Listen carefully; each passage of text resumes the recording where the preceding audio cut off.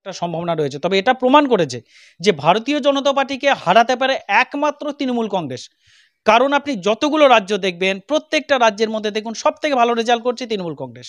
অর্থাৎ বিজেপি যে ভয় পায় জমের মতো, সে হলো মমতা বন্দ্যোপাধ্যায়কে ভয় পায়, অভিষেক বন্দ্যোপাধ্যায়কে ভয় পায়। এখানে ভারতীয় জনতা পার্টি হেরে গোহারা হয়ে গেছে।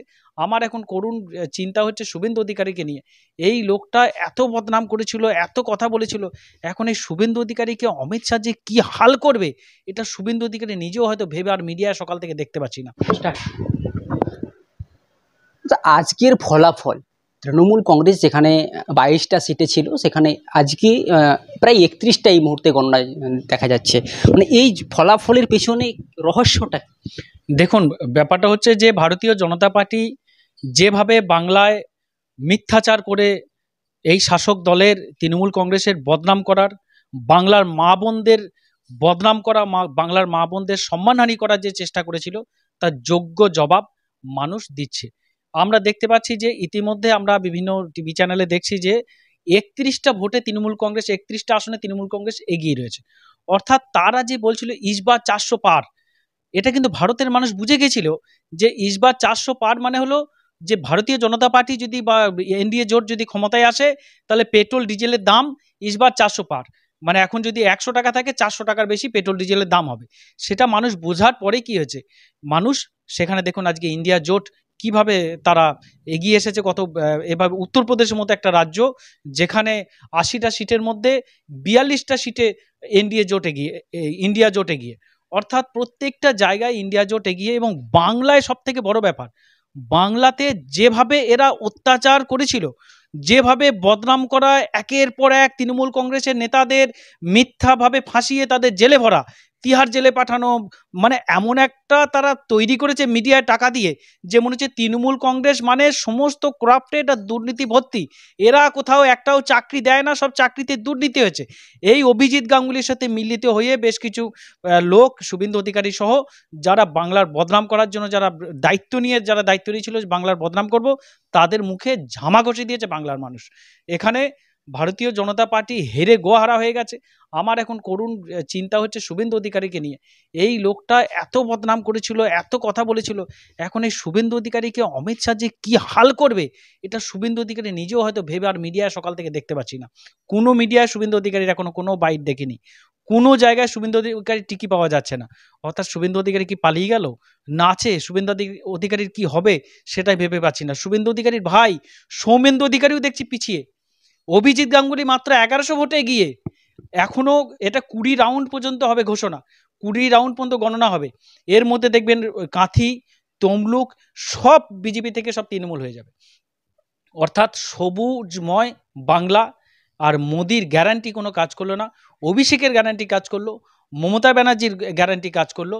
আর মোদির গ্যারান্টি মানে 420, যেটা মমতা ব্যানার্জি বলেছিল যে মোদির গ্যারান্টি নয় 420, সেটা প্রমাণ হলো। শেষ পর্যন্ত বাংলার মানুষ এই মমতাই ভরসা, অভিষেকই ভরসা। বাংলার যুবরাজ, বাংলার যিনি আমাদের সেনাপতি, তার যে নেতৃত্ব, সেটা বাংলায় নয় সারা ভারতবর্ষে রেকর্ড করে দিল। আজকে ইতিহাস তৈরি করলো অভিষেক বন্দ্যোপাধ্যায়। এখন পর্যন্ত প্রায় 4 লক্ষ ভোটের কাছাকাছি, 4 লক্ষ ভোটে ভারতবর্ষে কোনো লোকসভায় এত ভোটে কেউ ইতিহাসে গিয়েছিল কিনা সেটা দেখার বিষয়। অর্থাৎ একটা রেকর্ড করে ফেললো অভিষেক বন্দ্যোপাধ্যায়ের সেনাপতিত্বে। বাংলায় 31টা সিট এখনো পর্যন্ত কনফার্ম হয়েছে যে আমরা এখন 31খানা সিটে এগিয়ে আছি। আমরা বলেছিলাম সিঙ্গেল ডিজিট পেরোবে না বিজেপি, দেখুন এখন 10টা দেখাচ্ছে। এটাকে 7টা 8টা থেকে বা 9টার মধ্যে গিয়ে বিজেপি গিয়ে শেষ হবে। বিজেপি বারবারই অভিযোগ করে যে এখানে ছাপ্পা ভোট বেড়ে তৃণমূল জিতে, মানে এবারে কি সে ছাপ্পাই করে তৃণমূল জিতছে? না, এবার সেটা আর বলতে পারবে না, কারণ ওরা নিজেরাই বলেছে ছাপ্পা ভোট হতে দিইনি, সুন্দরভাবে ভোট হচ্ছে, 7 দফায় ইলেকশন করছে। এরপরেও যদি তারা ছাপ্পা ভোট করেছে, কয়েক জায়গায় রি-ইলেকশন করেছে, তাদের ইলেকশন কমিশন অফ ইন্ডিয়া ছিল না, election commission of Modi, election commission of Modi হিসেবে তারা কাজ করে গেছে। এত কিছু করার পরেও মানুষ ভোট দিয়েছে। ভোটটা যে দিয়েছে এইভাবে যে জিনিসটা হবে, এটা ভারতীয় জনতা পার্টি ভাবতেই পারেনি, কিন্তু আমরা ভেবেছিলাম। আমরা প্রথম দিন থেকে বলে আসছি মিনিমাম 24, ম্যাক্সিমাম 34টা সিটে আমরা জিতব। দেখুন ইতিমধ্যে আমরা 31টা সিটে দাঁড়িয়ে আছি। অর্থাৎ তৃণমূল কংগ্রেস ক্ষমতা বেশি তারা পাবে, তারা বেশি সিট পাবে, এটা স্বাভাবিক, কারণ তারা মানুষের পাশে থাকে। তারা মানুষকে নিয়ে রাজনীতি করে না, তারা মানুষের উন্নয়ন করে। আর ভারতীয় জনতা পার্টি কি করে? কখনো বলে এসসি, কখনো বলে এসটি, কখনো বলে আদিবাসী, কখনো বলে মাইনরিটি, এই সমস্ত করে তারা পালিয়ে বেড়ায়। কখনো রাম মন্দির, কখনো সিএ, কখনো এনআরসি, এই সমস্ত করে করে তারা ভাঁওতা দেয়। মানুষ প্রশ্ন করার মুখে প্রশ্নের উত্তরটাকে ঘুরিয়ে দেওয়ার জন্য তারা জাতির রাজনীতি করে, তারা এনআরসি সিএ রাজনীতি করে, তারা রাম মন্দিরের রাজনীতি করে। অর্থাৎ আর মমতা বন্দ্যোপাধ্যায় উন্নয়নের জন্য রাজনীতি করে। যে রাজনীতি মমতা বন্দ্যোপাধ্যায় করছে, প্রত্যেকটা মা বোনকে তারা লক্ষ্মীর ভাণ্ডারের যে জয় সেটা প্রমাণিত হলো। বাংলার মা বোনরা দুহাত ভরে আশীর্বাদ দিয়েছে, সেটা প্রমাণিত হলো। সিএর নামে ভাঁওতা দিয়েছে, সেটা প্রমাণিত হলো। অর্থাৎ এই জয় সম্পূর্ণ অভিষেক বন্দ্যোপাধ্যায়ের জয়, মমতা বন্দ্যোপাধ্যায়ের জয়। বাংলার যে ফলাফল একটা ঐতিহাসিক ফলাফল হতে চলেছে যেটা দেখতে পাচ্ছি, কিন্তু এই যে ইন্ডিয়া গঠবন্ধনের ফলাফল কি হতে পারে, কি এখন অব্দি কি আশা? দেখুন, ইন্ডিয়ার আপনি দেখুন যে এরা প্রায় 317, 18, 20 পর্যন্ত চলে গেছিল, এখন এসে গেছে 270, 278 এরকম দেখাচ্ছে।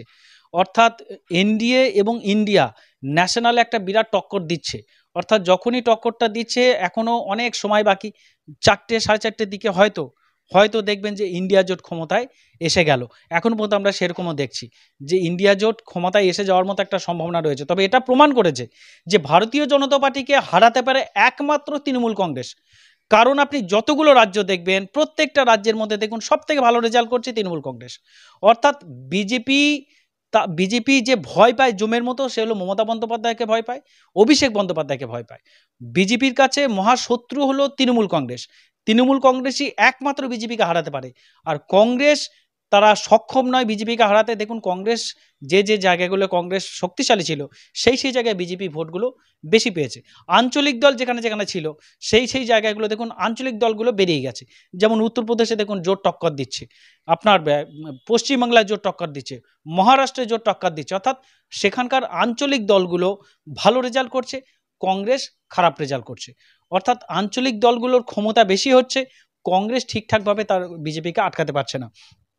বাংলাতেও তাই করতে চেয়েছিল। বাংলাতে অধীর রঞ্জন চৌধুরী তিনি ডিরেক্টলি তো বলেই দিলেন যে যদি কংগ্রেসকে তোমরা ভোট না দাও কোনো আপত্তি নাই, কিন্তু ভোটটা বিজেপিকে দাও। তার মানে কংগ্রেসের নেতৃত্ব বাংলায় সহ বিভিন্ন রাজ্য নেতৃত্বগুলো, বিভিন্ন রাজ্যের যারা নেতৃত্ব আছে, তারা বিজেপির হয়ে কাজ করেছে। এটাই ছিল মমতা বন্দ্যোপাধ্যায়ের বক্তব্য যে বাংলায় ইন্ডিয়া জোট মানে হলো তৃণমূল কংগ্রেস। একমাত্র তৃণমূল কংগ্রেসই পারে বিজেপিকে হারাতে, আর সেটাই প্রমাণিত হলো। বাংলা থেকে বিজেপির পতন শুরু হলো এবার? বাংলা থেকে বিজেপির পতন শুরু হলো, উত্তরপ্রদেশ থেকে শুরু হলো, মহারাষ্ট্র থেকে শুরু হলো, বিহার থেকে শুরু হলো, সব জায়গা থেকেই শুরু হলো। তবে বেশি পরিমাণের এখান থেকে শুরু হলো বাংলা থেকে, এবং তারপরে শুরু হলো আপনার উত্তরপ্রদেশ থেকে। অর্থাৎ বাংলা এবং উত্তরপ্রদেশ থেকে বিজেপি গোহারা হচ্ছে। সব থেকে বড় ব্যাপার দেখুন যে 3টে ওরা হাফ প্যান্ট মন্ত্রী দিয়েছিল বাংলায়, একটা শান্তনু ঠাকুর, নিশীথ পরামানিক, আর আপনার দেবশ্রী। এই 3টি, তার মধ্যে শান্তনু ঠাকুর বোধহয় 3,500 ভোটে এগিয়ে আছে এখনো পর্যন্ত। বাকি 2টো মন্ত্রী কিন্তু পিছিয়ে আছে। অর্থাৎ বাংলার যারা মন্ত্রী তারা পিছিয়ে কে আছে, আপনার দিলীপ ঘোষ পিছিয়ে, সুকান্ত মজুমদার পিছিয়ে, লকেট চ্যাটার্জি পিছিয়ে। অর্থাৎ বাংলার যারা রাজনীতি, যারা পুরনো বিজেপি, যারা পুরনো আরএসএস বিজেপি, সবাই কিন্তু পিছিয়ে। শুভেন্দু অধিকারীর ভাই সে পিছিয়ে।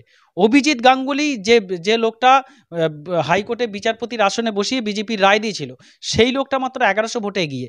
অর্থাৎ সেও কিছুক্ষণ পর হেরে যাবে। তার মানে বিজেপির নতুন থেকে পুরনো সমস্ত রায় কিন্তু পিছিয়ে, আর তৃণমূল কংগ্রেস শুধু এগিয়ে।